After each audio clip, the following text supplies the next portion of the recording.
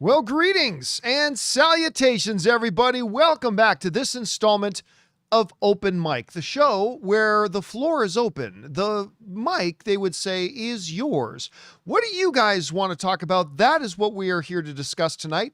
I'm, of course, your host, John Campea. Good to have all you guys here joining me this evening as we do a little open mic. And it was a big day today. I was not expecting a brand new Superman trailer today. I just wasn't expecting it. It just kind of came out of nowhere. I told the story on the John Campea show earlier today that I was in the final stages of getting the show ready. And then Rob texts me saying, "Oh my God, have you seen this?" And a new Superman trailer, go figure. So that was pretty exciting. And of course I lost my mind, and it's my favorite trailer of the year. And I cannot believe, like, just when I think I can't get more excited for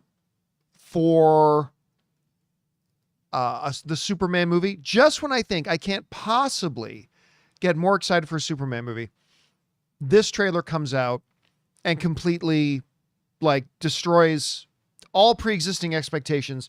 And now I'm even more excited than I was before. Anyway, we'll get into that in a second here, but this is open mic. So if you guys have a topic or an issue you'd like me to discuss, as long as I deem it appropriate to be discussed on the show, go ahead and use the super chat feature. Now that means to use the super chat feature here on YouTube, it means you got to be watching live. So if you're watching this video a little bit later in the day, unfortunately, sorry, I got chips stuck in my, there we go. Sorry, I had crackers a little bit earlier. A little bit of a chip stuck in my teeth. I hope you guys enjoyed that. Anyway, you got to be watching live. And if you do have a topic or question you want to address, go ahead and use the super chat feature and send that on in. All right. Now, as we always do on open mic, before we get launched into the main thing, which is taking your topics of conversation, I like to usually start off with an issue. And the issue today obviously is going to revolve around that Superman trailer. So I thought I would pick out for you my 10 favorite things about the Superman trailer that we got today. Now, there are more than 10 things that I loved about the Superman trailer, but I am going to limit it down to just 10 things that we will actually address and discuss. All right, with that said, let's get into it here, shall we? And now these are in no particular order except for the last one or two. The last one or two are my top ones. These other ones are in no particular order, okay? So the first thing I want to mention that I loved about the trailer is just straight up Lex Luthor being menacing. I mean, like everything from I'm going to destroy you, I'm going to kill that woman that interviews you all the time on the planet, I'm going to kill your parents. Like he was just ominous through it. I think this is going to be a wonderful Lex Luthor. I think this is going to be a wonderful Lex Luthor. And I dug him in this so much. Every time he had something to say, I was eating it up. I thought it was great. And again, just like a no holds barred, truly evil villain, Lex Luthor. Like not a misunderstood Lex Luthor, not a morally in the gray area Lex Luthor. I mean, this is a straight up evil Lex Luthor, and I'm all for it. And I thought they portrayed that really well in the trailer. My next favorite thing. This is actually something that I first saw at CinemaCon back in April when they showed us a bunch of footage from the Superman trailer, but they put it in this as well. And that's the butler droids when Superman was beaten and bruised after he crash lands in the snow, putting him in front of, like while he's in the Fortress of Solitude, putting him in this medical chair, and then all these magnification lenses drop into place and they like amplify just hitting him with the sun, with the rays of the yellow sun. I got giddy when they first showed us this at CinemaCon, and I just thought it was absolutely incredible. Loved it. I thought it looked great. And I'm looking forward to seeing that play out in the movie itself. All right. Next thing I want to point out as one of my absolute favorites. And this, if this was in order, and these aren't in order, but if this was in order, this would be clearly up near the top, not at the top, but up near the top. And I just when this happened in the trailer, I paused the trailer, didn't even watch the rest of it, and just backed it up and watched it again and again. I was always excited when I found out that Nathan Fillion was going to be playing the Green Lantern Guy Gardner. And when he goes, "Make a move, Big Blue," I don't know, I lost my mind. I absolutely lost my mind when he's like right in Superman's face. He's, "Make a move, Big Blue." I just lost it. I just thought that was great. It's such a Guy Gardner thing to say. I really think, like, as much as I think Nicolas Hoult is absolutely going to crush it, absolutely going to crush it as Lex Luthor, I am beyond convinced that Nathan Fillion is going to kill it as Guy Gardner. I think he's going to give us a glorious Guy Gardner. I can't wait. And therefore, that was absolutely one of my absolute favorite moments of the trailer. All right. Next up, we've seen in several of the trailers the shot where Ultraman, they're in the baseball stadium, and Ultraman kind of like gives a spear to Superman and he's dragging Superman's feet back. What I love about this little thing we got today was it kind of shows us the end of that, where Superman then basically gives a variation of a German suplex, except it's belly to back, and completely hauls him over and slams him into the ground. I just love that. It's just an extra little split second. An extra little split second that we didn't get in one of the other trailers, but just putting that little extra bit in there for context, showing that Superman turns the tables on him and gives him like the full Brock Lesnar treatment, slamming into the ground. I just thought, well, that was great. And I love that. I thought that was awesome. All right. The next thing that was one of my favorite things about the Superman trailer. And I admit, I don't even know what's going on. King Daddy Goat is saying it's a superplex. That's good. I like that. All right. Next thing that I completely loved about this trailer, and I'm not even sure why, because I don't know what's going on here. I mean, it's Metamorpho, and there's some giant tentacles, got Superman, and Superman is single palming like some 8-month baby fetus. I don't know if that's supposed to be like a baby Martian Manhunter, or I don't know what it's supposed to be. Now people are saying it's baby Joa. Oh, baby Joey, Metamorpho's son. Oh, I'm unfamiliar with that. I'm unfamiliar with baby Joey, to be honest with you. So anyway, just look at the composition of the shot though.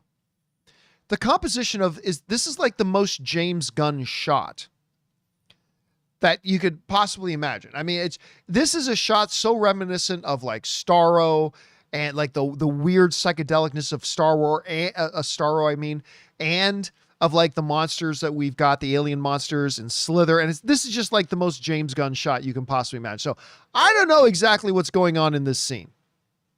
No idea what's going on in this scene, but I loved it. I thought it looked awesome, and I cannot wait to see it play out in the movie. All right. My next favorite thing, and again, it's just it's just kind of, this next shot just kind of represents the sheer comic bookness of this movie. And that's the shot where Lois and a couple of others are in what I can only assume is one of Mr. Terrific's, is a Mr. Terrific vehicle. Like, I don't think this is an alien craft. I'm thinking this is a Mr. Terrific vehicle. I could be totally wrong about that. But when she's like, "Everybody hold on," and away they go into it. Again, it's not because the ship itself, and it's not because Lois is piloting. It's because it's just, again, this just embodies, whereas a lot of comic book movies today try to really go for the visceral, grounded realness. And that's a good thing for some other movies. Like, that's a great thing for the Batman. And that's a really good thing for some other comic book movies. But in a movie that's Superman, like, you can just see that James Gunn, his love for the original comics, his love for the world of the comic books, the fantastic nature of all of it.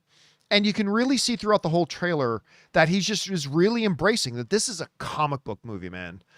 And just this example of what I assume is Mr. Terrific's vehicle just kind of drives that home. All right, we got 4 more.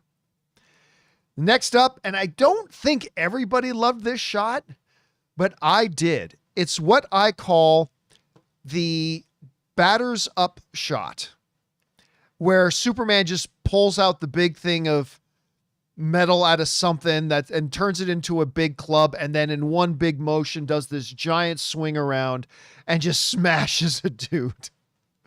I loved it. Now it's Superman. This is true. I remember thinking about this in the Hulk movie. Remember that Hulk movie that I star in, the John Campea Hulk movie with my co-stars in it, but it's really the John Campea Hulk movie. Anyway, near the end of that movie, Hulk, I think, rips like a police car in half and then jams his fists into each side of it and turns the police car into like giant boxing gloves, right? Remember that? And then he goes in and he starts hammering Abomination. See, the fun, that is awesome. That is like pure awesome. But if you really think about it, Hulk's fists will do way more damage than some crumpled up car, right? Some crumpled up, just regular metal car. Wouldn't it be far more damaging just to be hit with Hulk's fists? Like, you throw a car at Hulk's fists, the car is going to end up destroyed. Hulk's fist is going to be fine. So, right. So as awesome as that scene is, and the scene is awesome, where he turns the car into big boxing gloves, that's awesome. But when you really think about it, Hulk's fists would do way more damage. I kind of had the same thing in this shot. Again, I love this shot that he picks up this big giant concrete metal club and hits the guy. But wouldn't Superman's fists do way more damage than some steel and concrete thing? I mean, really, when you think about it? Again, I don't care. I love the shot, so it's glorious to me. So I've got it in there. All right, now we're getting into my 3 actual, all the other ones weren't in order. Okay. All the other ones not in order, but these last 3 are my top 3. Okay. My number 3, that whole scene where Mr. Terrific says, "Quit playing around." And David Cornsway goes, "I'm not playing around. I'm doing really serious stuff," or something along those lines. I loved it. And I knew right away, as soon as, oh no, there's a joke. Oh no, there's a joke in a comic book movie. I could already hear all the panties of all the chuds around the internet sucking their panties up their little anal cavities going, "No, how dare you, shouldn't put a joke in there." I thought it was hilarious. I thought it was well timed. I thought the delivery was great. I just thought the scene was awesome. I thought it was, I'm not playing around. I'm doing really serious stuff. I just thought it was great. You know, Jonathan on the show earlier today, he said it kind of reminded him of something Star-Lord would say. And yeah, it does sound like something Star-Lord would say. And I like that. Like, Jonathan and I were actually talking, Jonathan and Rob and I were talking before we started the show today. And we were talking about how I think one of the things we lose sight of sometimes with Superman is that he was raised just a Kansas kid, right? This is a younger Superman, and there should be a little bit. Now, don't get me wrong. I love Henry Cavill's Superman. There's Henry right there looking over the street. He's still my all-time favorite Superman. And I love that movie. Most underrated comic book movie of all time is Man of Steel. And I love what they did in it, and it worked for it perfectly. Now, that being said, James Gunn is clearly doing a different kind of Superman. And if you're going to do that, embrace the fact that, you know, Clark Kent, not Jor-El, or Kal-El, I mean, not Kal-El, but Clark Kent is still a relatively young man who's just a kid who grew up in Kent, went to high school, went to college, right? And I loved the joke. I thought the joke was hilarious. And while I don't hope that he Taika Waititi's it in Thor Love and Thunder and overdoes the humor. Like, I want a good amount of humor. I want some good laughs in this movie, but I don't want them to try to make it 90% laughs like Thor Love and Thunder did, but rather do what Thor Ragnarok did, which is have a good balance of the heavy and the light. And if they can do this and have a good amount of the light and make it joyful and make us laugh and make us smile in a Superman movie, I'm all for it. I'm all for it, and I think it'll be just absolute banger. So that's my third favorite moment of the trailer. My second favorite moment, I think, is going to be a lot of people's number one favorite moment, and it's close to being my number one as well. But it's one of those last shots where Superman is doing the heat vision spin-a-rooney. The heat vision spin-a-rooney. It's just so awesome to look at. It's just the whole thing about, it's again, such a comic book thing for him to get up in the air and the whole spinning like a top while shooting this heat vision out. I mean, I was just giddy, man. I was just so giddy when that was happening on my screen. I almost couldn't even take it. It was so good. So that is my second favorite moment of the trailer. Well, that leads us to my favorite moment of the trailer. And I think a lot of you guys know what I'm going with here. If you had told me that, you know, a year ago when I found out that Krypto was going to be in this movie, and you guys know I felt very skeptical about that. I was like, come on, Krypto works fine in a comic book. Krypto works fine in a cartoon, but a Krypto in a live action thing, not going to work, right? If you had told me a year ago that this Superman trailer was going to come out, my favorite moment was a Krypto moment, I would have thought you were crazy. But here we are. Krypto flies up ahead of Superman, bites the guy's head, and rips off his helmet just in perfect timing as Superman is coming in with a right cross, and the guy's teeth spit out and literally bounce off the camera lens and even have the little plink sound as his teeth literally hit the camera and bounce off. To me, I get it. I get it. I think for a lot of people, and I'm not going to argue with you, I think for a lot of people, the heat vision spin-a-rooney is going to be the moment. And I get it. And I'm really close there with you. It was awesome. It was my second favorite. But my, oh my, that shot, that whole sequence. And then after they knock this fool's teeth out, Superman and Krypto then shooting off to their next target. It's my moment of the trailer, dude. It's my absolute moment of the trailer. It's just incredible. It's absolutely just incredible. I absolutely loved it. The whole trailer gave me joy. It put a giant smile on my face. Lex Luthor comes across as terrifying and dark. Like dark stuff, man. Like it's, I'm going to find your parents. I'm going to find the people who raised you. I'm going to kill them too. Like, holy crap. Come on, Lex, take the pickle out of your ass, man. But it is, I mean, like somebody saying in the live chat here, it truly is a comic book movie in all the best ways.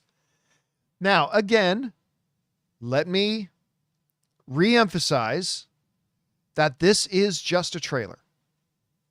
We have all seen great trailers that we love, only to then later be disappointed by the movie. And listen, I am completely cognizant of the fact that that could happen to this movie. As a matter of fact, I mean, this, if anything, I said this earlier this morning too. If anything, this thing has really set me up for disappointment. It's really set me up for disappointment. Yeah, I was mentioning great trailers that then ends up disappointing. Joker 2, anybody? I was so excited for that movie, man. was so excited for Joker 2 and it so sucked. And that could happen here. So granted, listen, I'm aware we're just talking about the trailer, but in just talking about the trailer, remember the job of a trailer is to take your anticipation level, however high or however low it is, and bump it up a few more notches. And man, this trailer did that. I had a giant smile on my face from start to finish. I had several what the hell moments. I had a couple moments that I laughed out loud. And by the time the trailer was done, I realized I was sitting here in front of my computer just grinning like an idiot, which describes me most of the time anyway. But I mean, especially so. Especially so. I was just sitting here grinning like an idiot. And yeah, man, July 8th, I got my tickets for the advanced screening. I know many of you did as well. July 8th can't get here fast enough for me, dude. Cannot get here fast enough for me. Anyway, guys, that's my countdown of what, to me, were my favorite moments of this absolutely incredible Superman trailer. What were some of your favorite moments? Did I maybe miss your favorite moment? Was there some things I left out? Whatever you guys think, jump down to the comments section below and let us know your thoughts. All right, guys. With all that down, it's time for us to get around to the actual reason we're here, which is taking your live comments and questions. And actually, let me get a refresh going here to make sure I get all the comments and questions you guys have sent in already. All right. Okay. So let's jump over to it here now. And we are going to start off tonight with one from Bobby Jackson, who writes, after seeing the latest Superman trailer and report from Fandango about sales, are you starting to believe, like I have, that this movie could make 700+ million? Well, listen, I've always thought that 700 was the outside possibility. Like, my thought has been, if all the stars align properly, that 700, if everything goes perfect and all the stars align, and everything goes exactly right, that 700 was the ceiling, right? Now, I thought it'd be more likely that it would be somewhere between, 500, 600, that sort of thing. But like I said on the John Campea show earlier today, Bobby, after this trailer, and knowing how this trailer will play for the average movie-going audience, this trailer is going to play bonkers good for the average movie-going audience. I'm just telling you right now, it is. And seeing the sales report, we're going to talk more about the sales reports on the John Campea show tomorrow. If the movie's good, and that's a big if, but if the movie's good, 700 could be the starting point.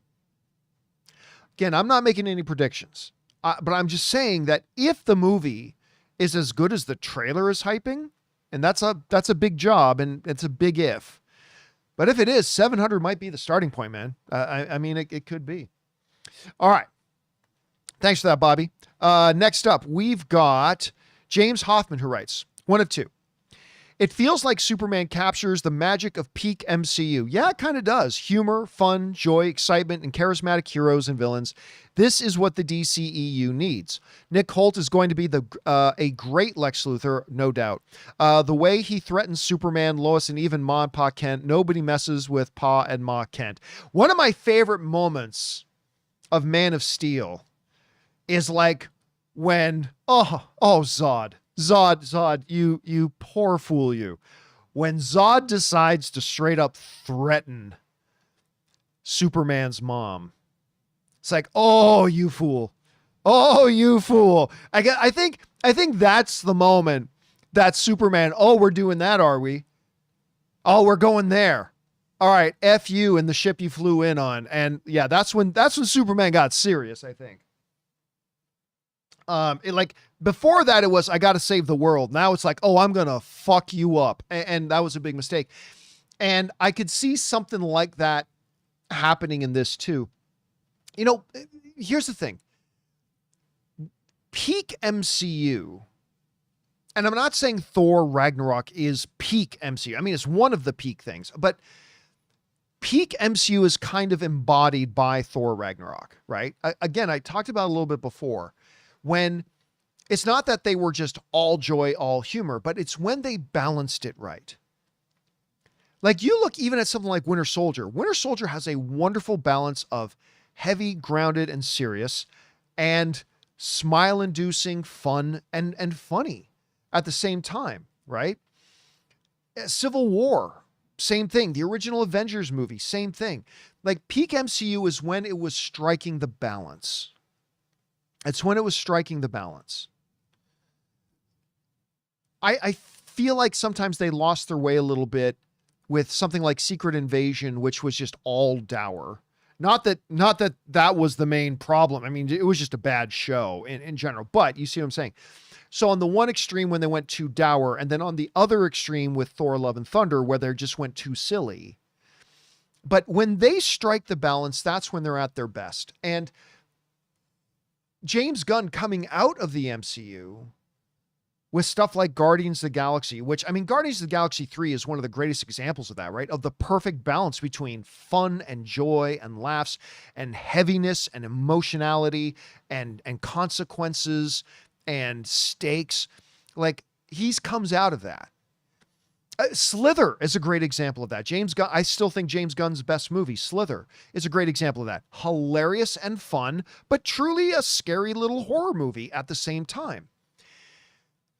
And I would define that Superman seems to be embodying like Marvel at its best, in the sense that it seems, at least I hope, that it's also going to strike that balance. The knowing when to move effortlessly and swing between heavy and serious, joy and excitement and laughter, heavy and serious and emotional, then followed by a moment of joy and excitement and stuff like that. So as long as they can do that, I think they're going to do well. I think they're going to do well. All right. Thanks for that, man. Next up, Orange Hand writes, how quickly into watching each of your unholy trinity of movies did you know just how bad it would be? Did any start fine before going downhill? Okay, so for those of you who don't know, everybody's got their like top 10 favorite movies, right? I have what I call the unholy trinity, which I believe are the 3 absolute worst major Hollywood studio wide release films in history. Like, I'm sure there are smaller, worse indie films, but I mean, big Hollywood wide release films. These are the 3 worst. And those 3 unholy trinity are, in no particular order, Catwoman, Battlefield Earth, and The Highlander 2. Which is funny, because The Highlander 1 is one of my top 10 favorite movies of all time. But Highlander 2 is one of the unholy trinity of like worst things ever. So Catwoman, Battlefield Earth, Highlander 2, 3 absolute worst wide release Hollywood films in history. So how fast into each one of them did I realize I was truly watching something terrible? I mean, it was right away for Highlander 2. Because Highlander 2, which, by the way, all the Highlander stuff that came after Highlander 2 completely pretended like Highlander 2 didn't exist. It's like they completely removed it from its lore. It didn't exist. It wasn't real. You got into Highlander 3 and it was just as if it was following up on Highlander 1, right? That's how bad Highlander 2 was. But like right into the movie, right away, they undid all the mythology of Highlander 1. They like contradicted tons of stuff in Highlander 1. And like right away, you just knew it was horrible. Catwoman was a little different. Catwoman, like it started off and it felt off at the time, but you didn't really realize that it's all terrible until a little bit further into the movie. And then you're like, oh my God, this whole thing is terrible. But it didn't start off as obviously terrible as Highlander 2 did. Then you had Battlefield Earth. I've told this story before, but this highlights it the most. I watched Battlefield Earth for the first time in a big movie theater in Saskatoon, Saskatchewan, Canada. And you know that moment, especially when it's cold out. I think it was a winter month if I'm remembering correctly. Anyway, you know how it is. The movie ends, the credits starts to roll, and everybody starts shifting in their seats, you know, giving girls picking up their purses, guys picking up their jackets, and they're getting ready to walk out of the theater, right? When Battlefield Earth ended, in my theater in Saskatoon, Saskatchewan, Canada, that I was in, when the movie ended and the credits started to roll, nobody moved. And it wasn't because they were expecting, this was a different time, it wasn't because they were expecting a post-credit scene. Nobody moved because everybody was stunned. And then in the midst, had to be a good 6-7 seconds of the credits rolling, total silence in the movie theater. Nobody moved because everybody was just in stunned disbelief about this terrible thing we just watched. And about 6 seconds into it, this lone voice from the front of the theater yells out, "What the hell was that?" And then the whole theater erupted in laughter. That's how bad Battlefield Earth was. So I'd say pretty damn fast, I realized I was watching some absolute dreck with Battlefield Earth and Highlander. Took a little bit longer to realize that for Catwoman, but yeah, that's my unholy trinity, man. All right. Next up, we got Nico, who writes, I know it's a week apart release, but could Rebirth trailer success prompted this trailer to come out? No, not at all. I wanted to see Rebirth first, but now I'm not sure. No, they were absolutely planning on, number one, a third trailer, and we're less than a month away now. So this was the right time for the third trailer. They were absolutely planning on the third trailer, and they were absolutely planning on having it come out to coincide with the tickets going on sale for the movie. So that I 100% guarantee you. I'm not saying it never happens in Hollywood, but I absolutely guarantee you in this situation, one had nothing to do with the other. Superman clearly was always going to have a third trailer. We're within the month of when it's coming out, so now's about the time that it would hit. And they were completely aiming for it to coincide with the launch of the movie tickets. So yeah, one had nothing to do with the other in this situation. In this situation, at anywhere, Nico. All right, thanks for the question, dude. Sam Fisher writes, I'm not messing around. I'm doing important stuff. Again, I love that moment. God, the delivery was so perfect, and he's not even trying to be funny. That's Clark being earnest. Yeah. Yeah, it was totally Clark Kent. It wasn't a Superman thing to say. It was a Clark Kent thing to say, though. And I just thought it was great because, you know, unlike Batman, right? Where Batman is the real person and Bruce Wayne is just kind of this fake disguise that Batman wears during the day. Because again, in that alley where the Waynes were murdered, my contention is little Bruce Wayne died, not literally died, but the consciousness of the personality of Bruce Wayne died in that alley with his parents, and the Batman was born. See, unlike that, Clark really is Clark, and Superman, now granted, he does put on the glasses as a disguise, but Clark is who he really is, right? That's really him. And I'm glad that James Gunn is showing us in the trailer that comes across even when he's Superman, right? So I really dug that moment, Sam. I thought that moment was great. Okay. Next up, we've got Super Saiyan 13, who writes, Hey, JC. Trailer delivered. Absolutely, it did. Booked IMAX opening day ticks and Sunday, taking my son too. Nice. My dad took me to my first movie when I was 5, Superman 4. What a first movie. Superman 4, The Quest for Peace, 1987. I know the film isn't great, but at 5, it was amazing. I believe it. I mean, you got Nuclear Man. That was the name of the guy, right? Nuclear Man. You know, for the longest time, I thought Nuclear Man was Lex Luthor. I don't know why, but for the longest, I'm talking about years after my headcanon, for some reason, always remembered that Nuclear Man was Lex Luthor. Anyway, That is quite a thing. And now you get to take your son to go see Superman. That is great. And yeah, I'm completely with you. This trailer delivered on every absolute level. This trailer delivered on every level. And I can't believe how stoked I am and excited I am for this movie, man. Anyway, thanks for that, Super Saiyan. And I hope you have a great time with your kid. What a great tradition now to pass on. You go to see Superman with your dad. You're taking your son to see a Superman movie. That's awesome, dude. That's one of the great things about movie going, man. Share these shared experiences we create together with the people who are special to us. All right. Next up, Mike Vetter writes, did you see the report from both Insider and Hollywood Reporter that Mia Goth, oh yeah, I had seen this last week, or a few days ago, that Mia Goth was cast in Star Wars Starfighter. News came out while you were in Vegas on Friday. You know what? And I totally meant to talk about that today on the John Campea show. And as I was putting, this is true, this is what happens. As I was putting the show together and I was putting in the topics, that's when I get the text from Rob about the Superman trailer. And I totally forgot. There was actually two things I forgot to put in the show today. And one of them was the Mia Goth thing.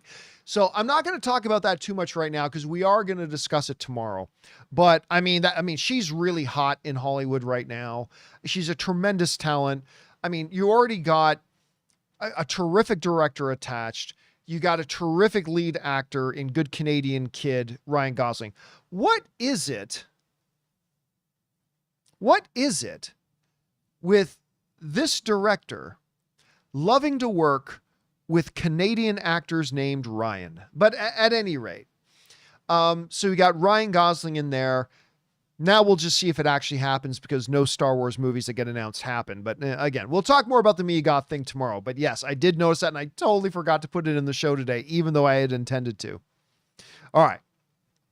Next up, we got Never Lose Your Nerd writes, Krypto kind of takes me out of it, looking, sounding, and acting exactly like a human dog. But then again, so does Superman look like a regular human. Yeah, I'm glad you mentioned that last part. That's part of the reason why when I first found out that they were going to have Krypto in this movie, this was long before the first trailer came out, I was like, really? Really? Krypto? Krypto? The dog? I was very pessimistic about it. Now, I have come around to loving what I'm seeing on the screen. But to your point, it's like, and I'm glad you mentioned it yourself. I mean, if we're going to accept that this alien being, Superman, from another cosmos, biologically just happened, even though his internals are completely different, his skin, his strength, his powers, all completely different, he just happens to look exactly like a human being. I guess if we're already stretching our disbelief to that point, is it all that crazy to believe that their pet animals would look and act just like an Earth dog? I guess if we're believing one, we can completely believe the other. I mean, this leads me on to one of the big things, a debate that happens all the time. It's, whenever the issue comes up and somebody proposes the idea about maybe doing a Superman movie where Kal-El is black, right? And inevitably you get the chuds who go, no, Superman's white. Well, that's usually when I jump in and say, well, actually, Superman is not white. He's not Caucasian. Matter of fact, Superman isn't even human. Superman is an alien organism whose physical description have traditionally been portrayed as the tone of his skin has been that of a peach likened unto a human Caucasian. But make no mistake, Superman ain't human. He's an alien organism. And if sometimes, by the way, we've had actors play Superman whose eyes were brown, sometimes whose eyes were blue, and nobody blinks an eye. So if we say his epidermis If we say the tone of his skin color happens to be more this way than that way, it doesn't really change anything about the character at all. He's an alien organism. But again, that goes to your point about talking about the dog, right? I mean, it's just, yeah, it's a little weird to think that, are you saying pets from this total other planet in a total other cosmos just happens to look and act just like an Earth dog? Well, I mean, if Superman does, I guess we can believe that too. But we'll see how it plays out on screen. Never lose your nerd. All right. Next up, Never Use Nerd also writes, the Wick movies have become visual noise to me. See, here's the thing to me. Action becomes visual noise when it lacks narrative purpose. There's a lot of things, moments like in, like, say, the various Transformers live action movies that are just visual noise. It's like, why is this fight happening? It just is. Okay. I have found that the John Wick ones have always had the action being driven by narrative. Whether it's the vengeance quest or saving quest or self-preservation, but whatever, they've always had narrative purpose, even behind the radical amount of action in it. So for me, it's always transcended the visual noise, because as ridiculous as it does get sometimes, it's always driven by something that's going on in the plot. And as long as it does that for me, it elevates to me beyond visual noise, but that's just me. But it hits us all in different ways, right? If it hits you that way, it hits you that way. But it hasn't hit me that way, at least not yet. All right. Thanks for writing that in, man. All right. Next up, we've got Keaton Habrek, who writes something I haven't heard in a while, but I used to hear all the time. But John, yeah, I don't know what that's in relation to, but I used to get that all the time. All right. Next up, Connor Music writes, John, according to Deadline, the Superman Amazon pre-screening is Fandango's top first-day ticket pre-seller, beating even Fantastic Four. This movie is going to be massive. James Gunn said, hold my beer to Marvel. Yeah, and we're going to talk more about this on the John Campea show tomorrow. But for those of you who missed the news, you remember last week we were talking about how even in a year where a couple of films have already flirted with the $1 billion mark in why am I forgetting the name of the building blocks movie? I'm just freezing on it. What's it called again? Minecraft. That's what it's called. Minecraft. So where we've had Minecraft flirt with $1 billion, like well over 900 million, in a year where we've had a movie that is absolutely still flirting and could cross the $1 billion mark in Lilo and Stitch. Even in a year where we've already had a couple of $1 billion flirting films, Fantastic Four, on its first day of ticket pre-sales, broke the record for the year of the highest first day ticket sales of the year. That's impressive. That's really, and way, I mean, I never anticipated that, to be honest with you. Yet it did. Well, now, Superman has now broken that record. The pre-sales tickets on first day for Fandango, the number one biggest ticket sales outlet in the world, have now eclipsed Fantastic Four. You know, when we did a story last week about the report that came out that the early tracking is putting the Superman opening weekend somewhere between 150 and 180 million dollars. And I said, that's awesome, but I don't believe it. I just don't believe. I think it's going to be great. I think it's going to do well, but I don't believe that it's going to be that big. I don't believe that it's going to be that big. I'm now wondering if that's true or not. Now I might be wrong. I mean, now we're seeing this trailer. I know this trailer is going to appeal to the masses. Seeing the Fandango record get broken for the year, now I'm starting to wonder, maybe it could be that big. I mean, I don't know. I'm not going to make any predictions at this point, but it's certainly, Connor, making me have to think about that and wonder about that. All right. Next up, we've got Keaton, who after But John wrote, John, you mentioned that this movie has to be good for DC to be successful. 100%. I think we have a winning film here. I don't want us to get ahead of ourselves. It's a great trailer. But in the hands of a good trailer company, in the hands of a good marketing company, you can make a bad movie look good in a trailer. Now, most of the time, when a trailer is great, the movie ends up being at least good. But it's not unusual for a great trailer to be a bad movie. So I don't want us to get ahead of ourselves. But yes, you never get a second chance to make a first impression. This is the first DCU movie coming out of the gate. If this movie's bad, it's going to be real bad for them trying to build this DCU going forward. Really bad. So it is vital that this movie's good. Again, no pressure, James Gunn. No pressure. But it's vital that this movie at least be really good. Yeah. All right, next up, we got Rachel Knight, who writes, in light of recent events, I don't think we'll see a world's finest movie. Maybe Batman, Superman, Public Enemies. This kind of came up. I think what Rachel's referring to is a discussion we had on the John Campea show earlier. Somebody wrote in and asked about the possibility of a world's finest, Batman, Superman, coming out prior to a Justice League movie. And I kind of laid out my thoughts about why. I think at some point we will get a world's finest, but I don't see them doing that before Justice League.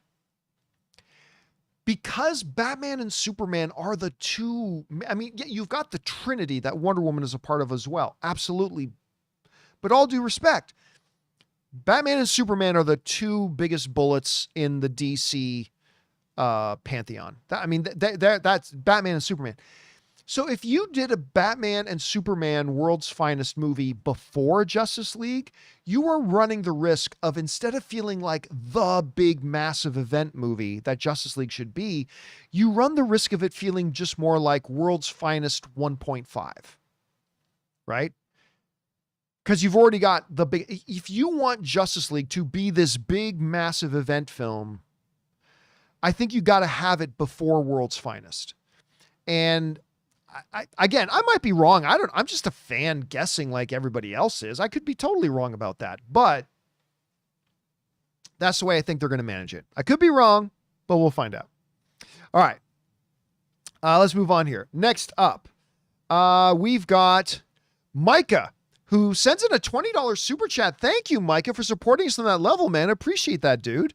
All right. And Micah writes, hey, John, I was rewatching the old Collider Star Wars watch-alongs recently, and is that Return of the Jedi or Revenge of the... Oh, yeah, it's Return of the Jedi. In Return of the Jedi, you said the final Endor space battle is the greatest space battle ever put to film. Do you still believe that? I agree 100%. So epic. Absolutely 100%. The space battle, the final big assault on the second Death Star in Return of the Jedi is bar none the greatest space battle ever. Serenity has a great one. The third act of Serenity has an absolutely marvelous space battle.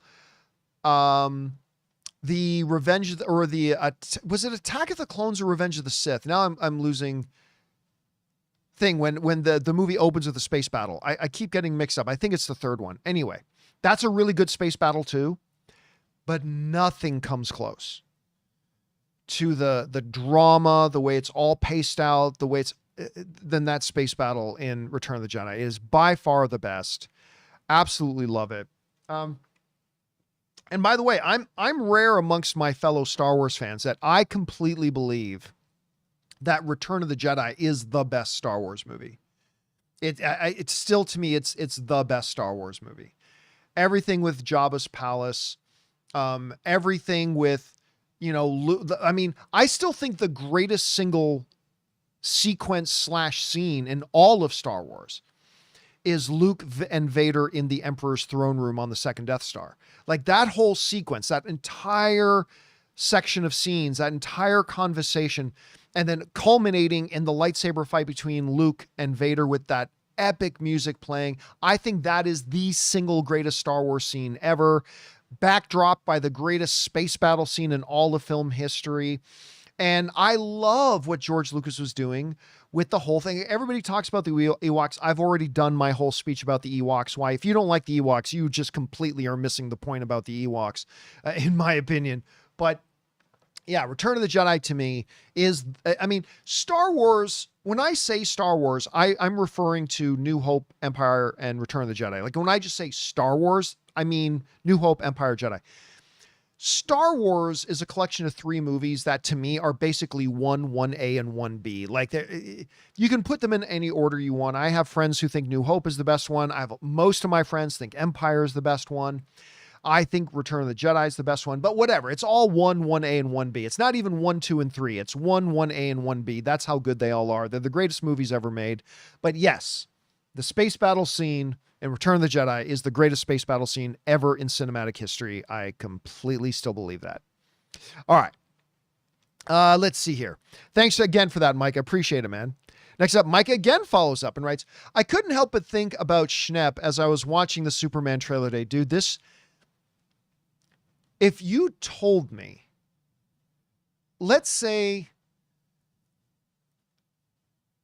John Schnepp hadn't passed away and instead just decided to go on a prolonged vacation to Europe somewhere and just go off grid. And if you were to tell me today that Superman trailer we just watched was actually in a movie that James Gunn made with John Schnepp, I would totally believe you. This Superman trailer, the way this whole movie is coming together, this looks like a movie John Schnepp would have made. Now, I've seen a number of movies come out that I know John Schnepp would have loved and would have hated, but I mean, there's been all that. But this movie, this doesn't just feel like a movie John Schnepp would love. To me, this feels like a movie John Schnepp would have made. Like it feels like something he made. You told me John Schnepp made this movie. I would totally believe it. Anyway, let's finish reading the question. Trailer today. He would have absolutely adored it. 100% he would have. Miss our sweaty man dearly, especially for moments like these. You know, Rob and I talk about this a lot. I mean, I'm always reminded of Schnepp when certain movies come out that you just know he would have loved. But for me, we're coming up on the anniversary of his passing in July. And so for me, where it always hits me most is Comic-Con. Because it was at Comic-Con and during Comic-Con that the official news came out that John had passed away. Now, some people, including myself and including Rob and including a number of others, already knew he had passed away. We knew that had happened already, but it was at Comic-Con that they broke the news and made it official. And I still remember exactly where we were. I literally had just done, and Rob had done it with me, I'd literally just done my annual Masters of the Web panel at Comic-Con. We had literally just finished doing the panel. And as we stepped outside, talking to a bunch of people who'd come and been a part, were there for the panel, we stepped outside and pulled out my phone. And that's when we saw that they had made the news public that John had passed away. And I remember exactly where we were standing. I knew exactly where we were.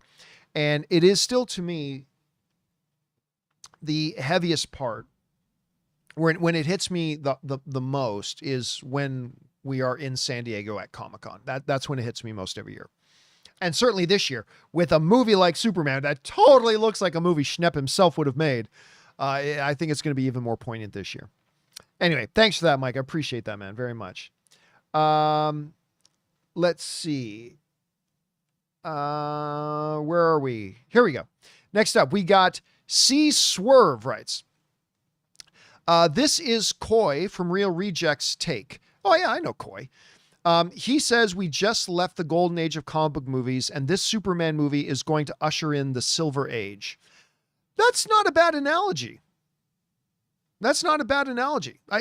I think there's truth. I mean, obviously, listen, there has to be nuance to that to know exactly how he means the analogy, but I think he could be right. Depending on your interpretation and how you mean all that. But yeah, I don't think that's a bad statement to make at all. All right. Let's see. Next up, we've got Happy 3D Model who writes, I think Nick Hoult is going to be the best Lex. I I think he's going to be a great Lex, right? I think he's going to be a great Lex. But we've had so many different iterations of Lex. Like, this Lex is going to be very different than, say, Kevin Spacey's Lex was. This Lex is going to be I think, very different and unique from Gene Hackman's Lex. This Lex is going to be, I think, different and unique from Michael Rosenbaum's Lex. Like much like we've had many different Joker iterations, they've all been very different from each other, right? It's not like we've had the same Lex Luthor just played by different actors and one of them does better than the other. They're all being given different iterations of Lex to play. So I would be hesitant to say that Nicolas Hoult is going to be the best one we've had. But I do think he's going to be a great one. I absolutely believe he's going to be a great one. All right. Next up, we've got Alex Von Gollum, who writes, Luthor in the trailer came across as ruthless. I hope we get a great villain and get to see an awesome performance by Hoult. I think he's underrated. I wouldn't, I mean, it might just be semantics. I don't think Nicolas Hoult is underrated. I think he's underappreciated. I think whenever you bring up Nicolas Hoult, people go, oh, he's great. Right? Like, I think whenever you bring up Nicolas Hoult, everybody will say, oh, he's great. He's great. So I don't think he's underrated. I think people know just how good Nicolas Hoult is. But I don't think his name is as big as it should be. I don't think it's his name isn't as big as it should be, because he really is top notch. So underrated, I don't think, but I would agree that he's underappreciated. I just he deserves to be bigger. But I think when you talk to anybody that knows film and you bring up Nicolas Hoult, everybody go, oh yeah, he's fantastic. He's great. And I think he's going to give us an excellent Lex Luthor. All right. Next up, we got Daniel Brown, who writes, hey, John, I made a mistake. The Mxyzptlk in Salt Lake doesn't have Platinum X, but the one by my house does. Is that meant to be a follow-up to another message? Like, are basically you saying, like, I don't know what Platinum X is as a movie theater. I don't know what a Platinum X is. But if you're saying, like, you made a mistake that you bought tickets, you should have got tickets for Superman in the other theater. Oh man, that happens. That happens. That totally happens. It sucks when it happens, but hey man, at least you're going to still get to see the movie itself. All right. Next up, we've got another $20 super chat from Mr. Graham 91. Thank you so much, man, for supporting us on that level, dude. Mr. Graham writes, I have tickets to Superman for 5 showings. I, like many others, have been waiting for a legitimate standalone Superman movie for over a decade. I can barely contain my excitement. The hype is real. Dude, I thought I was balling out by having tickets to 2 screenings. You've got tickets to 5. Now, of course, I like to use my AMC A-list to go to see my movies, and I can't have any more than 4 movies booked at once. And I already got my... doesn't count towards that purchase tickets for the 8th. Then I got AMC A-list for Superman on the 10th when it opens. I've already got another one of my A-list slots taken up right now with my Fantastic Four tickets. And I'm going to have to buy tickets for Jurassic World. So I don't have room to have 5 used up. But if this movie, Mr. Graham, is even half as good as this trailer makes it look, if it's even half as good as this trailer looks, I'm probably going to be going to see this 5 or 6 times myself. Maybe not 5 or 6 times in the first couple of days, but I can see myself going to see this movie the most times I've seen any movie since Deadpool. Because Ann and I think we ended up seeing Deadpool and Wolverine like 7 times, but not counting home screenings. I think we saw it in theaters like 7 times. But I could see myself going to see the Superman movie 4, 5, 6 times. I could totally see it. All right. Let's see here. Thanks again for that, Mr. Graham. And thanks again for supporting us on that level, dude. Daniel Brown writes, Platinum X is premium format with Dolby Atmos surround sound. Oh, very nice. And when you get tickets, the showing will be labeled Mega Screen, Luxury, Quiet Room. That's interesting. What movie, people in the live chat, if you guys know, what movie theater chain has Platinum X? Like, what's the movie theater chain that's associated with? Because if it has Dolby sound in it, that's what the Prime theaters have as well. They have the Dolby sound, which is excellent sound. A lot of people. So Megaplex. So that's the Daniel Brand is saying Megaplex. So that's the actual name of the theater chain. The actual name of the chain is Megaplex. Okay, I've not heard of that chain before. Maybe I should visit it during one of my travels coming up. Maybe I'll go and do that myself. Anyway, sounds like a good theater. All right. Let's see. Next up, we've got Chase, who also sends in a $20 super chat. Thank you, Chase. Appreciate that, man. And Chase writes, "Hey, John, I can't wait for Superman. I mentioned the Hall of Justice this weekend." Oh, yeah, I remember that. "I was told by someone who worked on the film that they did a couple of days at Cincinnati Union Terminal. What are your thoughts?" Okay, so if I remember the question correctly, because this was last week sometime, I think Chase asked the question during the show, like, do you think we'll see the Hall of Justice? My guess is no. Because I don't think yet, like, obviously when you look at Green Lantern, Hawkgirl, and Mr. Terrific, who have somewhat matching outfits, that there's a team that exists already. But I do not believe they are the Justice League, right? I don't think we're going to get a Justice League until we get a Justice League movie. Now, while Tim Manto is right, saying Batman and teases the Hall, but I mean, that was a different Snyderverse sort of thing. But I don't think we're getting Justice League, like the team, the Justice League, until we get a Justice League movie. And I don't think we're getting a Hall of Justice until we get Justice League, right? So whatever the team is that currently exists, I don't think that's the Justice League. I don't think we're getting Justice League until later, and I don't think we're going to get a Hall of Justice until we get the Justice League. Now, I'm just a fan guessing just like you. I could be totally wrong about that, but that's my guess. I still don't think that we're going to have a Hall of Justice. I think they'll have a base of operations, whatever this Green Lantern team is. I think we'll probably have a base of operations, but I don't think it's going to be the Hall of Justice. But you never know. You never know. It totally could. We'll see. All right. Thanks for that, Chase. And again, thank you for supporting us on that level, man. I appreciate that very much. All right. Next up. Daniel Brown writes, "John, are you returning for Secret Wars from Hulk?" I'm not allowed to say. I am strictly NDA'd from revealing. I can neither confirm nor deny my vitally important character from the Hulk movie would be appearing in Secret Wars. I can't reveal it, can't discuss my vital important character. I just not allowed to reveal that right now. All right. Next up, we've got Richard McCart writes, "What are the odds that we see Mr. Mxyzptlk in the DCU?" If it was anybody other than James Gunn running the creative side of the DCU, I would say no chance in hell. But this is James Gunn. This is James Gunn who gave us Polka Dot Man and Starro and King Shark. Mr. Mxyzptlk feels like the exact kind of character James Gunn would do. Now, do I think we'll see him in Superman?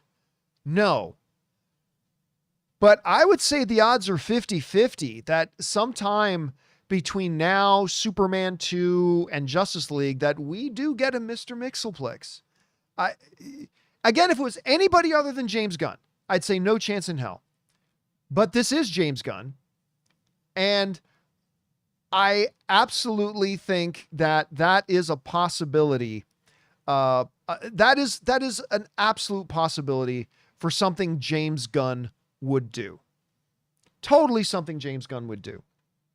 By the way, guys, just so you know, I am turning off. I meant to do it a little bit earlier. I am turning off the super chats.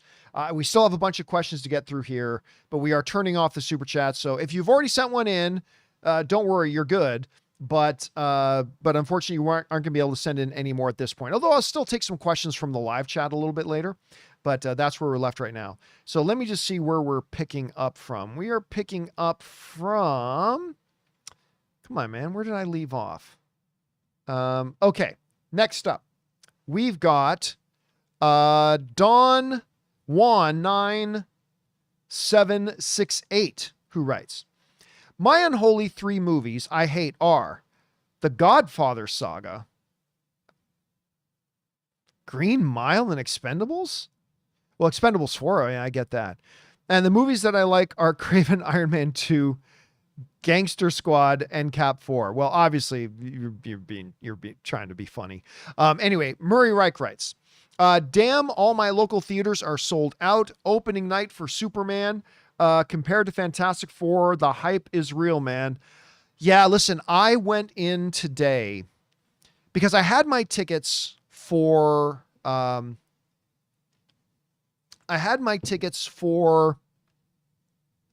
was it? I had my tickets for the advanced screening. But then I realized, I should actually just get tickets for the regular screening.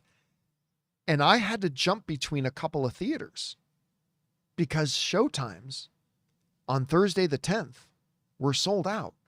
Now, I found one in the theater, I can't remember what time, that did still have seats in it, and I picked up those seats. But yeah, man, these seats are selling out. So, yeesh. Anyway, Murray, hopefully you're able to get your tickets. I got mine. I'm all set, but this movie could be a lot bigger than I was anticipating. All right, next up, Rachel Knight on Ryan writes, Happening versus Lady in the Water, which is worse? Lady in the Water. I mean, these are both 2 films that would compete to be on the Unholy Trinity. But I still think the Unholy Trinity is the Unholy Trinity. Happening is absolutely terrible. But Lady in the Water is a special kind of abomination, man. Lady in the Water is what happens when a filmmaker, and by the way, I'm starting to appreciate M. Night's stuff again. Like his newer stuff, other than Glass was terrible. But other than that, I've been starting to really think M. Night has become a really interesting filmmaker again, which is great. But back in the day, Lady in the Water was like the pinnacle example of what happens when a filmmaker gets too full of himself. There is a great story, and it's in one of the books, one of the nonfiction books. It talks about the history of all this kind of stuff. But Lady in the Water was going to be a movie that was going to be under the Disney banner. And I hope I'm remembering this story right, but basically the way the story goes is one of the big executives at Disney, it wasn't Bob Iger, it was like one of the creative executives at Disney, had a dinner meeting with M. Night to go over his script and some notes that the studio had about his upcoming project, Lady in the Water, that he was going to make. To which the Disney executive brought up some big concerns. The overall quality was an issue, but also a couple things of like, M. Night notoriously didn't like film critics. And so he had of course, a film critic in the movie that ended up being a total dickhole and meets a horrible, savage death and all this kind of stuff. And the company executive was like, you're not even being subtle. I mean, this is just you blatantly taking aim and attacking people. Like, this isn't a good idea. And then she also brought up, we kind of think there's a problem with you having a character in the movie who is a writer whose writing is destined to save the world and save humanity. And you are casting yourself as the writer whose writings are destined to save the world, whose creative writings are destined to save the world. And you're casting yourself in it. And then a whole bunch of other quality issues, to which M. Night got all pissed off and said, you're not going to touch my creative vision and I'll never work at Disney again. And he got up and stormed out of the meeting, if I'm remembering the story correctly. And the result of that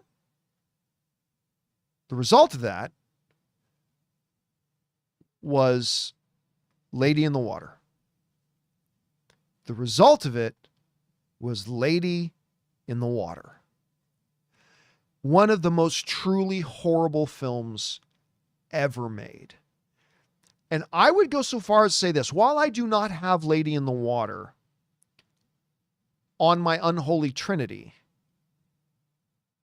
if I had a top 5 absolute worst studio produced wide release movies of all time, Lady in the Water would be on that list. It doesn't crack the unholy trinity top 3, but if my unholy trinity was the unholy 5, Lady in the Water would be up there. It is absolutely one of the worst films ever made in Hollywood history.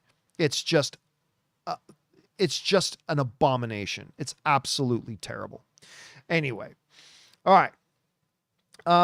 Next up, we've got Sci-Fi Extremist says, a reach, but the comic book feel of this makes me think of Batman Forever and Robin. Not me at all. Obviously without the camp, but the fantasy element of make-believe. The difference is with Batman and Robin and Batman Forever, the problem wasn't making it feel like a comic book movie. Like, to me, they didn't even really make it feel like a comic book movie. They just went for this weird kind of tone. It wasn't. And by the way, I didn't all that mind the Val Kilmer Batman movie. Just to be clear, I didn't mind the Val Kilmer Batman movie. I didn't think it was great, but I actually think there's some upside to that. But even that one, I never felt it felt comic booky to me. You know what it felt more like to me? It felt more like to me, instead of going for a comic book feel, they were going for a bit of the original Batman series feel, the Adam West kind of feel. And I think that was a mistake. And I felt like they were going for a bit more of that feel. Batman Forever, nice. I mean, that was just terrible. But yeah, to me, that's what those are going for myself. So I didn't really get that feel for it for me, but you did, and your interpretation of it is no different and no worse than mine. I saw it a little bit differently, to be honest with you, Sci-Fi Extremist. All right. Next up, we've got Kyle Ginder, who writes, if Superman and Fantastic Four are successes, and with Thunderbolts received well, who has more momentum going forward, DC or Marvel?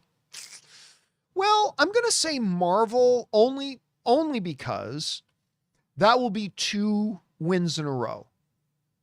Like, obviously, Thunderbolts wasn't a big financial win for Marvel. I don't mean it that way, but I mean, as far as quality, the critics loved it, the audience loved it. It's a win, and that's what Marvel needs right now, more than they need a couple of extra bucks. They need people to start liking Marvel movies again. Thunderbolts was a big step forward for that. If Fantastic Four, and again, it's a big if Fantastic Four is great as well, let's say it's as good as Thunderbolts, then I'm going to say that Marvel will have more momentum, because it'll be two projects back to back, a great Thunderbolts movie and hopefully a great Fantastic Four movie, especially with it barreling towards an Avengers film, with Doomsday coming up. Superman will build momentum, but it's still just one movie. I mean, it's vital, it's important, it'll be very positive. But overall momentum, I'll say more will be on Marvel's side, just because it'll be 2 projects in a row. And that's more of a sense of momentum. All right. Good question, man. Allison Hoffman writes, we need more Krypto. I'll tell you what, I have gone from a place. Let me see if I can find this. I'm not even sure it's still going to be there. I hope it is. If it is, I'm going to be very happy. Let me scroll here for a second. But again, I have gone from being somebody. Oh, it's not here. That's too bad. Never mind. I have gone from being somebody who was incredibly pessimistic about the idea of bringing in Krypto to now being like, give me all the Krypto you can. All the Krypto you can. Have Krypto. If this movie is 2 hours and 9 minutes, give me 2 hours and 5 minutes of Krypto. Not just Krypto, but like, have Krypto on screen every moment that you can. I'm using hyperbole, of course, but I mean, I have gone from being very pessimistic about really, why are you putting Krypto in this? That's a little bit too far, to now I'm like, I'm loving everything I'm seeing with Krypto in it. And I'm totally all for it, Allison. I'm totally all for it. All right. Next up, we got Chris Parker, who sends in a $50 super chat. Thank you, Chris, for supporting us on that level, man. What does Chris have to write? Chris writes, yeah, again, it's incredibly generous of you, dude. Thank you so much for supporting us on that level. And Chris writes, I'm not sure if you've addressed or are aware, but what do you make of the Disney AI lawsuits? Speaking of AI, I wrote a book, as I know you have too, and I can't wait for the time when I can submit my novel into AI and pump out a film. Surely one day? Probably. Yeah, so for those of you who haven't seen this, and I only know the cursory amount, it's not just Disney. Disney and NBC Universal, Comcast, are both suing. I can't remember which. If you guys in the live chat remember which AI company, there's a particular AI company they're suing, and I can't remember which one. Midjourney. Midjourney is, they're suing it because they're like, hey, if I understood it right, and I haven't read it in depth yet, they're basically like, you're just letting people create stuff that has copywritten characters, copywritten trademarked characters. You're enabling people to create that stuff and pump it out. And we're going to sue you for doing that. Now, I am always a little torn about stuff like this. In the sense that creative tools are creative tools, and things that are part of the pop culture and all that kind of stuff. In something like this, I mean, you do have valuable IP that belongs to certain companies, and they own that. And if you're going to make a tool that has the ability to just let people create copyright infringement, then you have a responsibility. If you're Midjourney, you have a responsibility to build in safeguards that won't let people do that. Like, I can't remember which AI tool it was, but I remember I fooled around with some AI generation tools before, like when it was becoming popular. I was like, oh, can I make this? Can I, like, just like everybody else. And I can't remember which tool it was, but one of the tools I remember specifically said, sorry, I can't recreate copywritten material for you. It's like, oh, so I think like something like Midjourney would be obligated to build in tools. Like, Superman's big right now. Like, you shouldn't be able to go to Midjourney and say, show Superman sitting on a toilet taking a poop. Midjourney should have tools built into it that says, sorry, like, Superman's a copywritten character. We're not permitted to recreate a modern rendition of Superman, right? Or something along those lines. So I get it. They got to be able to make a tool that allows people to be creative, but at the same time, you have to have in safeguards so your tool cannot be used for illegal purposes. So, and if they're not going to build in those safeguards, then the companies are going to come after you. Again, I'm saying all this not really knowing the minutia of the suit itself. I haven't sat down and read through it yet. So it might be a little bit more complicated than that, maybe even more simple than that, but that's my general feeling on it. Anyway, Chris, again, man, thank you so much for supporting us on that level. That's an incredibly generous tip for the show. Thank you so much. Everybody involved in the show, thanks you for that, dude. Appreciate it very much. All right. Daniel Brown writes in again, says, John, you're right. Sinners is horror. It's not true horror. Yes, it is. It's either horror or it's not. There's no such thing as horror and true horror. It's horror. It's a film with horror in it. Same way The Dark Knight isn't a comic book film. It's a film with comic book elements in it. No, I disagree. I think, again, we're just playing with semantics. I think Sinners is a horror film. Now, it's a horror film with a bunch of other elements, right? Like, it's not a horror film the same way that say Friday the 13th is, but Friday the 13th is also not a horror film in the same way that some other horror films are horror films. I mean, they're all unique, But Sinners is at its core a horror film, and with many other elements to it that makes it unique in and of itself. But in its baseline, it's a horror film. In the same way that Dark Knight is a comic book film. I mean, it just is. That's what it is. Now, it has a lot of other elements in it that are associated with other things too that make Batman very unique, but it is nonetheless still a comic book film.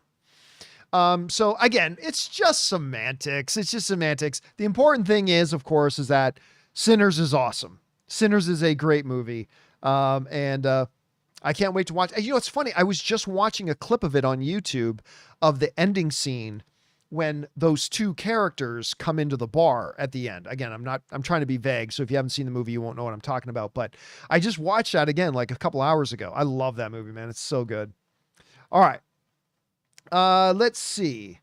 Next up, we've got Javier Rodriguez Jr., who sends in a $20 super chat. Thank you so much, man, for supporting us in that level.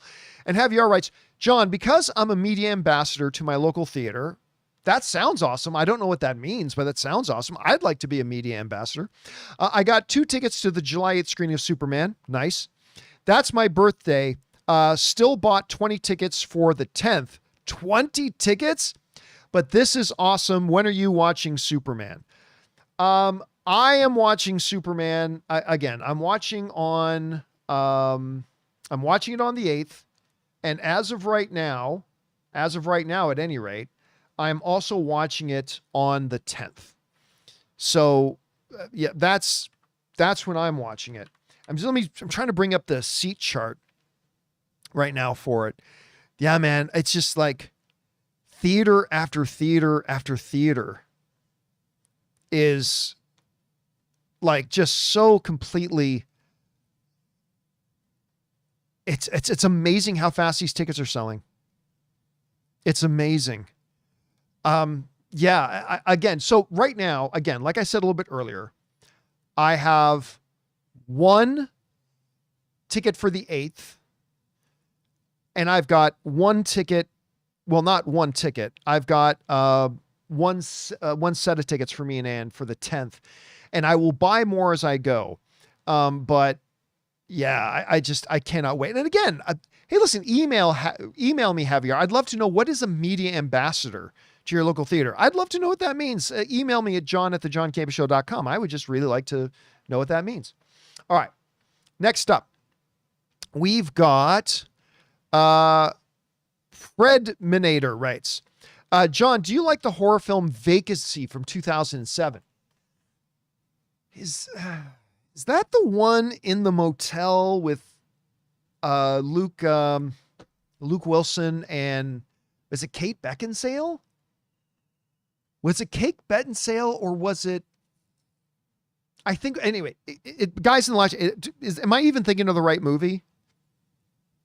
Am I thinking of the right movie?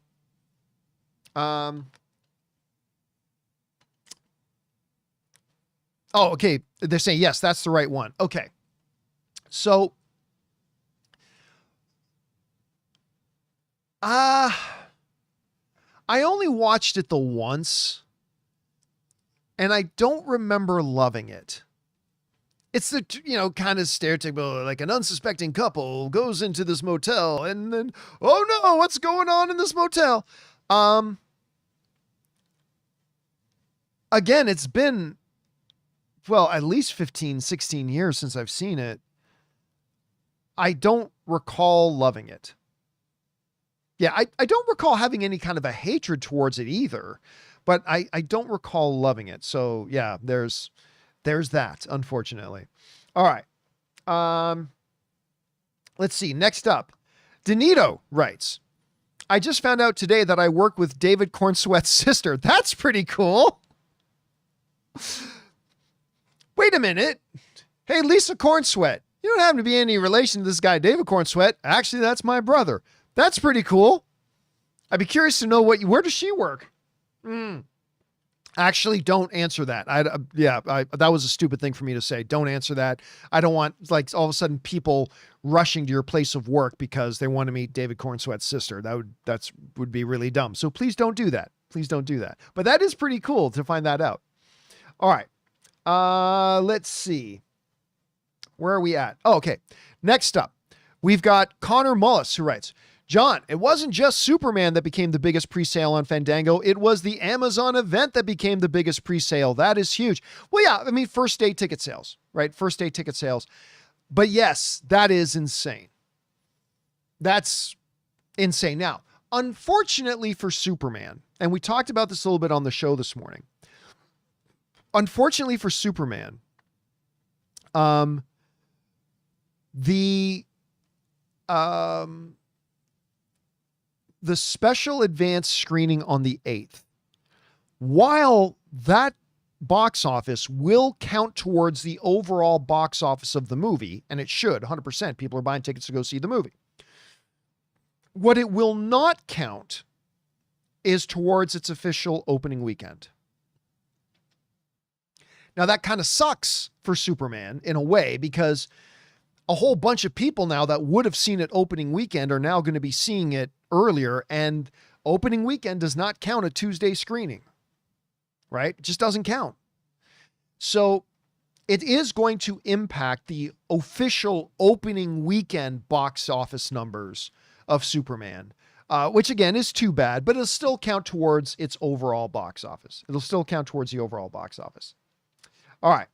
Next up, we've got Daniel Brown again, who writes, thanks for all the support, Daniel. Daniel writes, to me, while I see Avengers 1 as the greatest comic book film of all time, so do I, by the way, and greatest MCU film of all time, I think Iron Man 1 is the greatest at Marvel Studios film of all time. That doesn't make any sense. Iron Man 1 is a comic book movie, and it is an MCU film.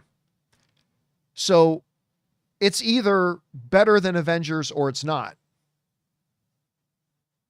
If it's better than Avengers, then Iron Man is the greatest comic book film of all time to you. If Avengers is better, then Avengers is the greatest comic book film of all time. So yeah, so I'd say that doesn't make a lot of sense. But yeah, a lot of people are surprised to find out when I say what I still think is the best comic book movie ever made. I still think the first Avengers movie is the best comic book movie ever made. I really do. I think it's like the perfect comic book movie. I think it's the perfect balance of all that stuff I was talking about before. And by the way, it was the movie, a lot of Marvel films and everything that's happened since, they just take advantage of being able to build on what that first Avengers movie did. Because a lot of people going into that first Avengers movie was like, how the hell are you supposed to have a movie with Black Widow and Hulk and Hawkeye and Thor and Captain America and Iron Man and, Nick Fury and Loki and at that time, everybody today, it's done all the time, but it's done all the time today because that first Avengers movie cracked the code on how to do it and how to do it right and how to do it effectively. There would be no Infinity War were it not for that Avengers movie. There would be no Endgame if it wasn't for that Avengers movie. And that's why, to me, and still one of my favorite moments ever in a comic book film is when Captain America goes Hulk, smash. And then Hulk starts going all over the place and wrecking shop. It is the Hulk that we had dreamed of seeing on screen our whole lives. And yeah, so again, I'm not going to argue with anybody. If you think other films are better than it, that's fine. That's great. It's all subjective. But to me, that is still the best comic book movie ever made. And it was the one that set the bar and set the template that almost all comic book films have kind of borrowed from ever since. But anyway, that's kind of my take on it. Thanks for that, Daniel. Appreciate that, man. All right. Next up, we got Ape Forming Artist, who writes, it's not, I thought it was Ape Forming an Artist. Wow. How is an ape forming? No. It's a performing artist. Okay. Do World's Finest, then Superman, Batman, Public Enemies for the sequel. Watch that animated movie, John, soon to get pumped for Superman. Again, I still think those things have to happen after Justice League. That has to happen. Like a Batman Superman movie, whether you're calling it World's Finest, Public Enemies, or whichever other iteration you're doing. I still believe that has to happen after a Justice League movie because, again, you got your two biggest pieces of Justice League. If you do a Justice League movie after that, I still contend that'll just make Justice League, which should be the big major event film, it'll just make that feel like, you know, Batman Superman 1.5 with a couple of special guests. So that's kind of my take on it at any rate. All right. Next up, we've got Jacob, who writes, I rarely go to the movies anymore. That's a shame, man. You really should. It's the best thing you can do. Anyway, however, I bought opening night tickets for IMAX. $42 fucking dollars is insane and half the reason I don't go. To be fair, I mean, $42 is clearly 2 tickets, not 1 ticket. Now, to be fair, premium screens like IMAX, movie theaters use that as an excuse to charge more. So it wouldn't cost that much if you're going to a regular screening per se. But I would also, and again, I think Jacob, I think you just kind of represent what I was saying on the show earlier today. This movie, this trailer, this Superman is appealing to a lot of people, a lot of the general audience, man. It's appealing to a lot of them. And I think your statement there kind of emphasizes that you don't even go to a lot of movies anymore, but this you're going to go to. That being said, you mentioned 2 tickets, $42. I get it. And I agree. The movie industry, not even just the movie theaters, the movie industry needs to work on like keeping the prices more reasonable. Now, that being said, and I said this recently on the show, I remember Chris Rock once made this great statement about, you know, saying that the movie theaters aren't going to go anywhere because even with them being more expensive now than they've ever been, a night out at the movies is still the cheapest thing, he said, you can do for a date night. Like other than just going for a walk. But if you want to go out and do something, hell, bowling now costs more. Ann and I started going bowling again just for fun. Like I'm terrible. Ann's actually not a bad bowler. I'm awful. But it's just kind of fun. It's fun. You go out there, you order some food, play in the arcade a little bit too. It's fun. But we spent more money going bowling than we do going to the movies. Like that, ultimately, it costs more to go bowling than it costs to go to the movies. So while I agree and I share in your, you know, bemusement about like, oh my gosh, like $42 for 2 people to go see this IMAX screening of Superman. I agree. I'm 100% in agreement. It is too much. It shouldn't be that much. However, it is also, while that is true, it is also true that there's not a lot you can go and do that's truly a night out, truly going out and doing something that's going to cost you less. That's less expensive than going to the movies. It is still, I agree with Chris Rock, it is still the most economical thing to go out and do on a date night. Some people might consider you kind of cheap doing that for a date night. So be it. It's still pretty much the cheapest thing to go out and do. And especially if you don't go to an IMAX 3D, whatever screening, you can, like the average ticket price in America, I think is still under $12. Like that includes the averaging with matinees, like Tuesday screens, whatever. But the average cost is still like around $12. You can go see it for like $15 a ticket. And again, it's still like the cheapest thing you can do. It is the most economical thing to go out and do. We had somebody write in the show the other day and say, oh my God. You know, me and my wife were parents. We're a family of 5. And we went to the movies the other night and it cost us $100 to go out as a family of 5 and go out to the movies. And I get it. That's a lot. But one of the things I asked was, as somebody who's not a parent myself, but I asked, what else can you do with a family of 5 that's going to cost under $100? Again, other than free things like going for a walk or going swimming or something. But like, what else can you do today, honestly, with a family of 5 that's going to cost you less than $100? Not going to Applebee's That's going to cost you more than $100 just taking them to Applebee's. So anyway, again, you get my point. But I think you raise a great thing here, Jake, about the fact that even as somebody yourself who doesn't go all that often, you are going to go see this one.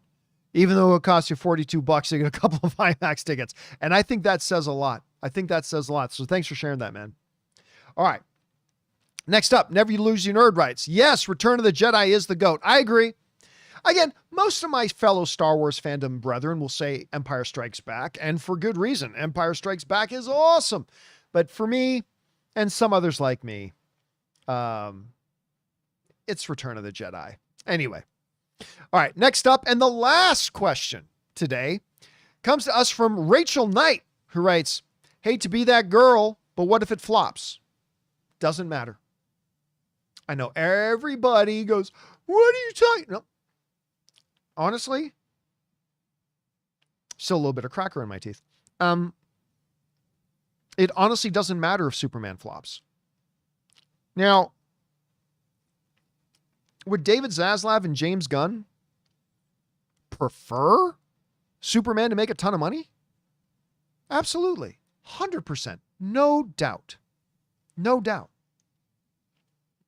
But if this thing flops, it doesn't really matter. Because they are looking at not this one movie. They're looking at the next 10 years. They're not looking at one movie coming out next month. They're looking at 20 films coming, 22 films, 23 films coming out over the next 10 years. They're not looking at the 800 million this one film can make. They're looking at the 15 billion they hope to make over the next 10 years. The number one job, I've said this from the beginning, and everybody tries to argue with me, and that's fine. It's often lonely being right. But the number one job of Superman is not to be a financial hit. The number one job, because it doesn't do DC any good if Superman makes $950 million, but people hated it. Because that kills your cinematic universe. They want to make 15, 16, 17 billion dollars over the next 10, 15 years with these movies. And that ain't going to happen unless you have a really good movie. So if Superman flops, that sucks. But it doesn't really matter. As long as the movie is really good. And that's the bigger problem. It's not what if the movie flops? What if the movie sucks? That's your horrible scenario. If the movie flops financially, they don't really, it's whatever. They're not happy about it, but it's not the point. If this movie is great and sets up the next 10 years of DC movies, getting people excited about the DCU again, getting people on board with the DCU, because the audience had completely abandoned the DC properties, completely abandoned them. I think out of the last 4 DC movies that came out, only one of them even made $400 million. One. A couple of them made like $200 million. If this movie does its job of getting people excited about DC again, getting people on board with it, and completely changing people's minds, a DC movie is, maybe we could take it or leave it, to, the next DC movie, when's that coming out? Then whether it flops or is a hit isn't that big of a deal to WB. And people keep thinking that's great. No, it's not. It's the way people who think long-term. It's the way people who think big picture think. So if it flops, that sucks.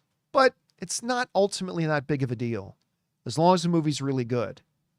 Because I tell you right now, if Warner Brothers, if James Gunn and David Zaslav had to pick one, that the movie, that Superman makes $1 billion and it sucks, or that the movie makes 500 million but is really good, 10 times out of 10, Zaslav and Gunn are saying, we'll take the $400 million, but people loved it. You know why? Because whatever money we lose on this one, we're going to make more than make up for that because Superman was great. And that's going to add to our box office for future films. And that's thinking big picture. That's thinking big picture. And yeah. And that's the way it goes. Now, of course, they got to keep that going. But again, the big thing is you never have a second chance to make a first impression. Is it important that Supergirl be good too? Absolutely. Is it important that the Batman movie is good too? Absolutely. Is it important that whenever we get this Wonder Woman movie that it's good too? Absolutely. But none of them as important as the first one being great. That's the most important thing. And because again, you never get a second chance to make a first impression. All right, guys. With that all down, I'm now going to take a couple of live questions from you guys in the live chat. Now, you can see what I typed in there right now. I've got the word question all in capital letters. If you have a question, go ahead and fire it in. I'm not going to read all of them. I'm just going to hand pick a couple of them to choose out to pick. So don't get all your knickers in a twist if I didn't read your question. I'm sure you guys are going to send in like 100 questions, but I'm only going to pick a couple here. Let's see here. First one comes from Q, who's writing question.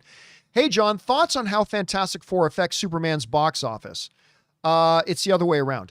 I think Superman will affect Jurassic and Fantastic Four will affect Superman's box office with all screens going to Fantastic Four. No, it's the other way around. It's how is Superman going to affect Fantastic Four's box office?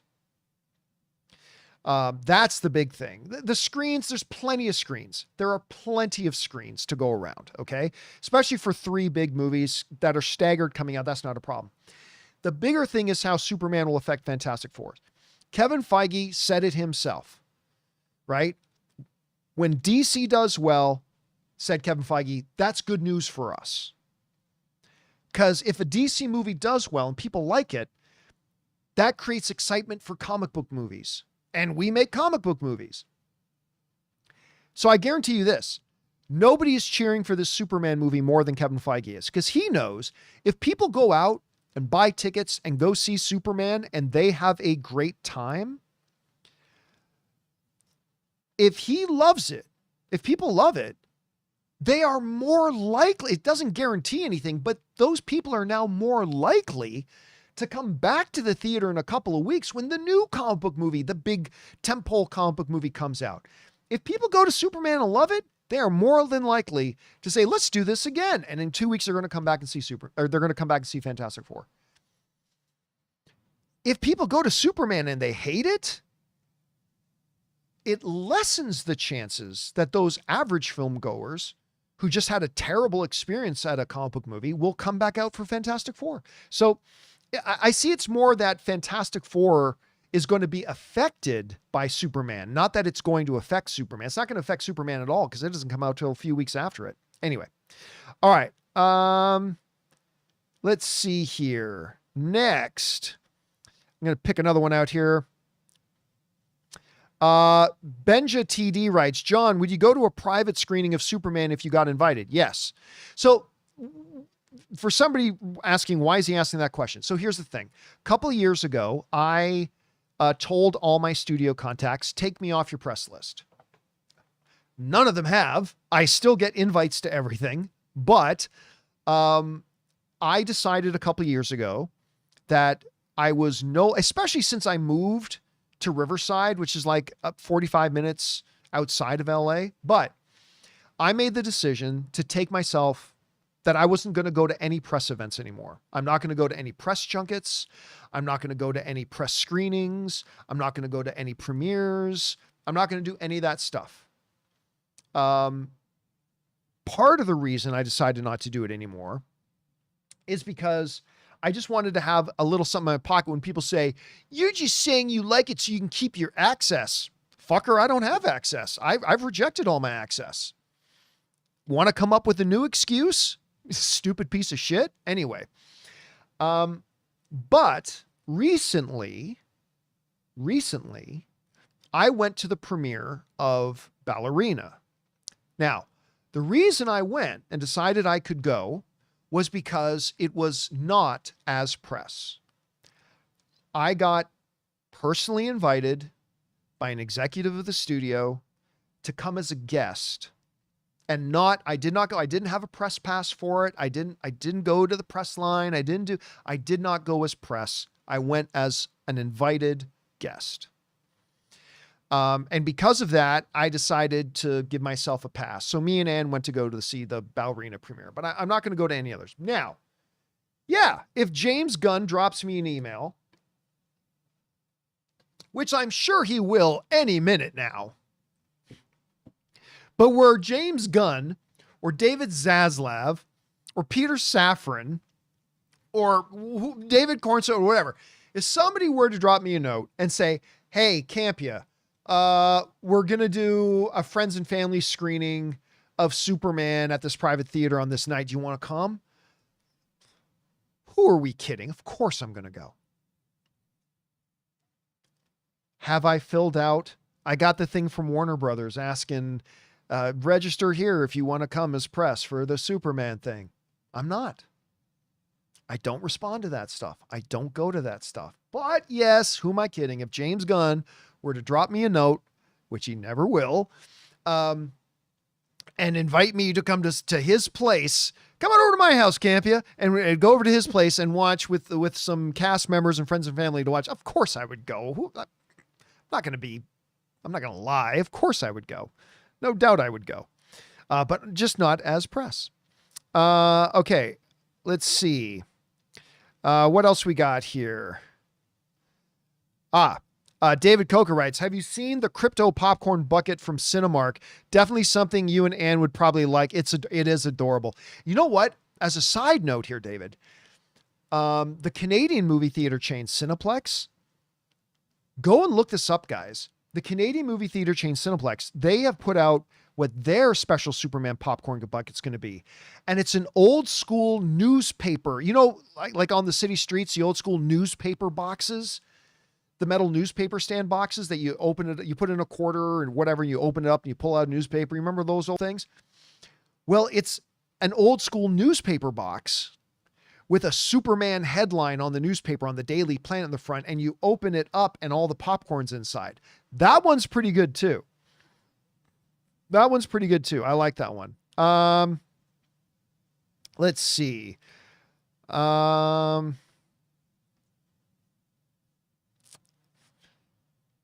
Jose is writing, how are you enjoying Switch 2? I've been loving Mario Kart, and who do you play as your main? I am loving the Switch 2. Ann and I picked up a Switch 2, and we've been playing mostly Mario Kart. It's been great. Now, just last night, I didn't find this out till yesterday, that if you own Zelda Breath of the Wild, you can pay just $10 and download the upgraded version, like the Switch 2 version with the enhanced graphics and all that kind of stuff for it. So just last night, I found that out. Somebody told me about that, like before I went to bed. So just before I went to bed, I downloaded the new Switch 2 version of Breath of the Wild. I never did finish Breath of the Wild. I was really liking it, but I just never got around to finishing it. So I downloaded Breath of the Wild, and I'm very much looking forward to getting on that. I can't wait to do that. All right. Let's see here. Let's just take one or two more.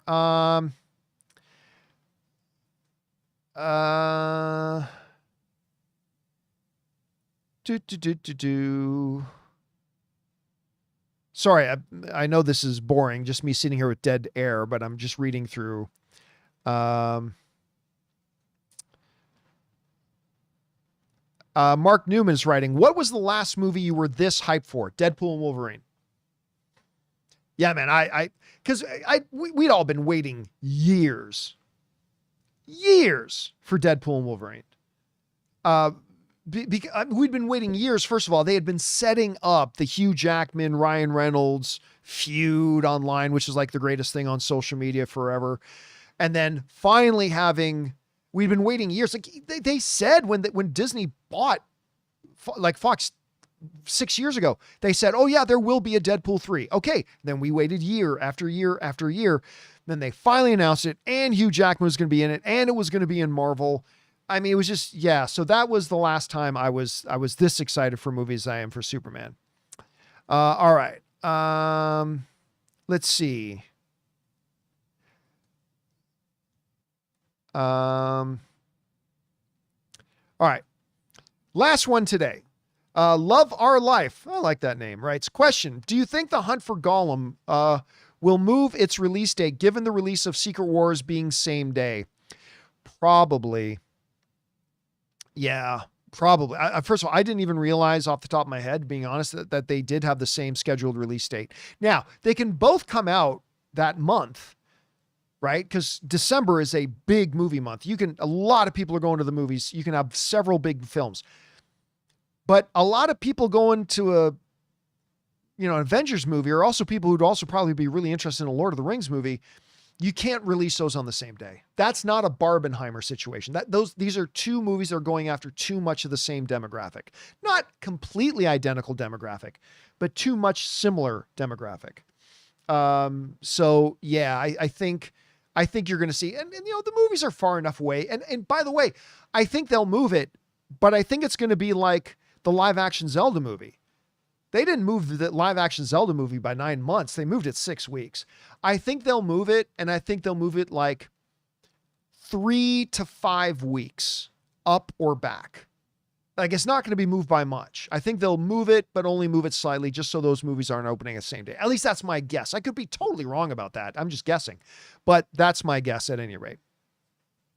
And all right, guys, that'll do it for tonight's installment of Open Mic. I've only wanted to go about like an hour and a bit today. We've almost gone 2 hours.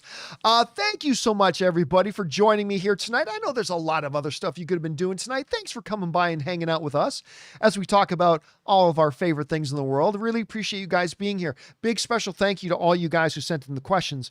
Number one, because it gave us great fun things to talk about. But number two, you supported this channel as you did it, and all of us involved with the channel. Thanks you guys so much for your support. Hey guys, don't forget to come on back and join us again tomorrow for the John Campea Show. We already got several big topics that we're lining up to talk about, including this record-setting tickets for the Superman that they just broke Fandango's record. We're going to be talking about the new Star Wars movie, casting, got a bunch of things, and we're going to have even more lined up. So make sure you come back, join me, Jonathan, Rob tomorrow. That'll do it for us for now, guys. Thanks so much for being here. And until next time, my friends, bye-bye.